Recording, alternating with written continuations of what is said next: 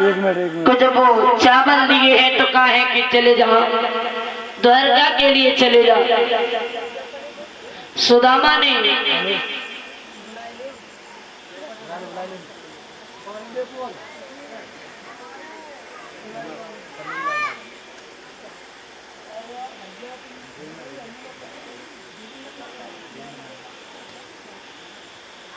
महाराज जब ये बात कही है तो सुदामा ने वो पोटली चावलों की बगल में दबाई और चलते जा रहे। और जब चलते जा रहे हैं देवेंद्र भैया, अगर हमारी आवाज सुन रहे हो तो गद्दी के पास आ जाओ।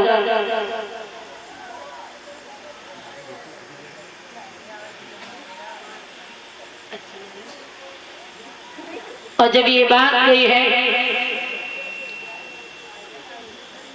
महाराज सुदामा के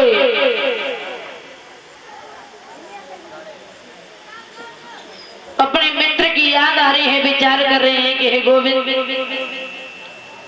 कहीं ऐसा ना हो मैं विमुख होकर के लौट करके आ जाऊं। सुशीला ने जिद पकड़ ली है कि अगर मैं तुम्हें जाना तो जाना ही होगा। उसी समय सुदामा चलते चलते जब थक गए हैं तो महाराज एक वृक्ष के नीचे आसन को डाला, स्वयं बैठ गए। भगवान ने योग माया के द्वारा सुदामा को अपने महलों में अपने राज्य में जब उठा करके रख लिया है तो चलते जा रहे। और जब सुदामा की हालत को देख करके पहरेदार कहने लगे कि कहां जा रहे हो? बोले मैं कन्हैया से मिलने के लिए जा रहा हूं। नाम क्या है? बोले तो चलेगा और कन्हैया से जाकर के कह देना। तो द्वारपाल जो था दौड़ करके श्याम सुंदर के पास में पहुंचा, कहने लगा शीश पगा न जगह तन पे, नहीं जाने को आए बसो के ही ग्रामा। धोती फटी लपटी दुपटी और पाह उपासन को नहीं साना। द्वार खड़ो तुझ दुर्बल एक, रहो तिक सो सुधारी अभिमाना। और पूछत दीन दयाल को नाम, बतावत अपनो नामो सुदामा। कृष्ण मित्र मेरु नाम सुदामा। प्रशंसा है कि हम और कन्हैया एक साथ में पड़े हैं। और जैसे ही सुदामा का नाम सुना है तो भगवान ने आसन को छोड़ा। सभी माताएं बहनें सुदामा की गरीबी को दूर करेंगे। आसन छोड़ी चले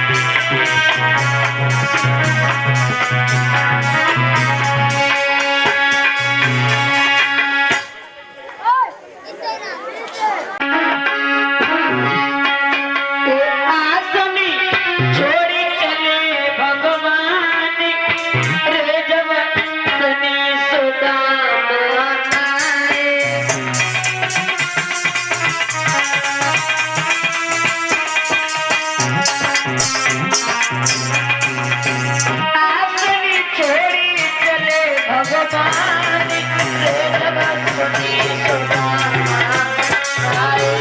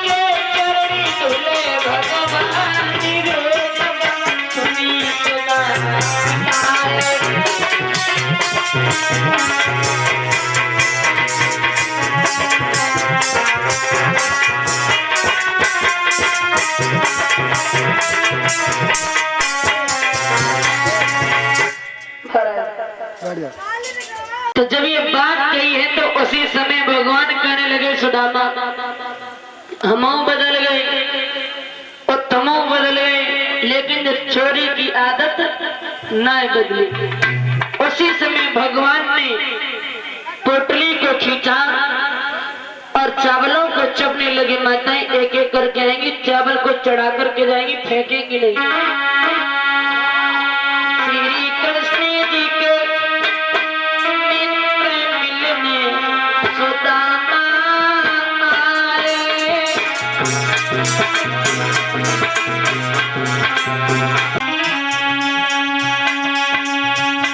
श्री कृष्ण जी के मित्र मिलने सुदामा आए।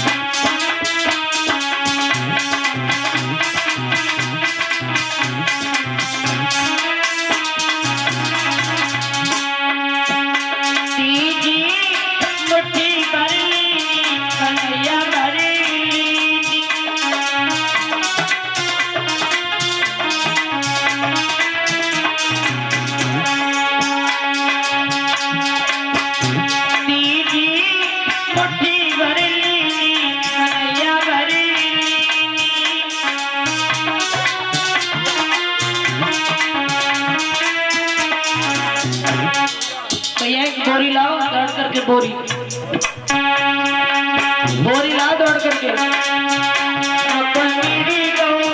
हाथी मिलने सुदामा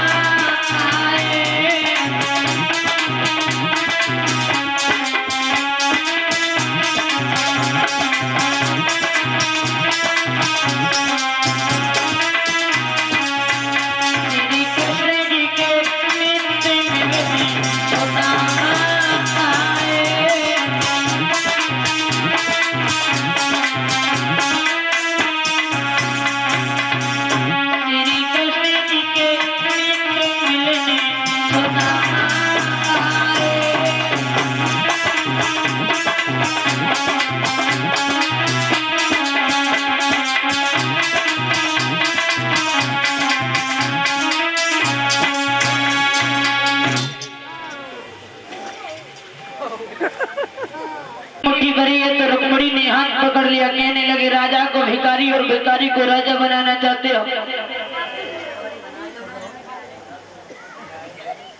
इधर जो सुदामा ने कहा कि भैया ये कौन है? बोले ये तो हमारी पत्नी है। बोले तो नहीं? बोले हाँ। बोले कैसे जेला? तो हम एक के चक्कर में यहाँ तक चले आए। अब सुदामा ये सोच रहे हैं कि अगर पत्नियां इनकी अगर एक एक रुपये से 5-6 हैं तो मान लो पैसा वाले हो जाए। जब ये बात कही है तो उसी समय जब ये बात गई तो चलने का समय हुआ है। तो महाराज भगवान की पत्नी आई है और सुदामा जी के चरणों को स्पर्श करती है, चली जाती है। धीरे धीरे जब सभी पत्नियां चरणों को स्पर्श करके चलेंगी, विचार किया अभी तो कुछ मिला ही नहीं, लेकिन सुदामा को 2 लोग मिल गए भी पता नहीं है। अब देखा है कि भगवान की मुट्ठी बंद है, विचार किया कि जो मुट्ठी में कुछ लेके आए। तो सुदामा समझाने लगे, सुदामा से कहने लगे कन्हैया कि सुदामा अगर तुम इस रास्ते से आए तो इस रास्ते से होकर के निकल जाना, और जैसे दोनों मुट्ठी खाली रहेगी तो समझ गए कहने लगे मुझे तो बहुत पहले ही पता था कि ये बहुत बड़ा छलिया है, ये मुझे क्या देगा खाने के लिए। सुशीला नहीं मानी, बोल लेती चली जाओ रे मित्र। सुदामा वहां से चले, महलों में आए। महाराज भगवान ने अपनी योग माया से वो कंचनपुरी को सोने की बनवा दी। सुदामा के सोने के महल बने हैं। अब सुदामा देख रही है, अपने गांव को नहीं पहचान पाए रहे। जब अपनी नगरी को नहीं पहचान पाए रहे, इधर उधर घूम रहे, सुशीला समझ गए कि हमारे पति ढूंढ नहीं पाए रहे, तो चटक चुनरिया ओढ़ के पहुंचे। और चटक चुनरिया ओढ़ के अपने पति के पास पहुंची तो सुदामा कहने लगे मेरी कहाँ गई नारी सुशीला गरीबी में, बढ़िया ओइला रे गरीबी में, बढ़िया ओइला।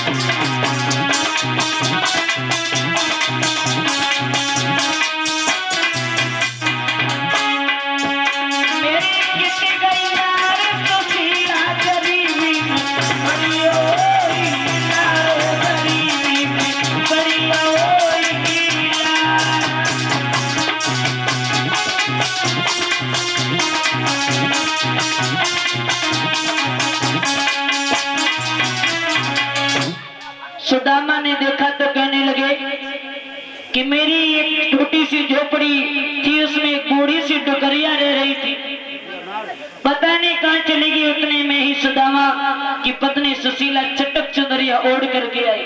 कहने लगी चलो। बोले तुम कौन हो? बोले तुम्हारी पत्नी। बोले पत्नी? अरे हम तो उसे फटी सी धोती में छोड़ करके गई थी, तुम तो चटक चुनरिया ओढ़े हो कहलाते। बोले रात में देवर जी आए थे, सुदामा कहने लगे ऐसा कौन सा देवर है जो रात ही रात में पैदा हुई हो? बोले नहीं, रात में कन्हैया आए थे और महलों को बनवाया, मुझे चिकन चुनरिया दे गए। बोले इसका मतलब हम पैसे वाले हो गए? बोले बिल्कुल। बोले अगर पैसा वाले हो गए तो ऐसा करो, सोने की दाल और चांदी की रोटी बना लो। सुशीला कहने लगी तुम रहे बुद्धू के बुद्धू, तुम्हें नहीं पता पैसा वाले जो होते हैं वो सोने की दाल और रोटी की चांदी की रोटी नहीं खाते। बोले तो फिर ऐसे पैसा से क्या फायदा? सुदामा ने झोपड़ी को रखा और भगवान का भजन करने के लिए चल दिए। इधर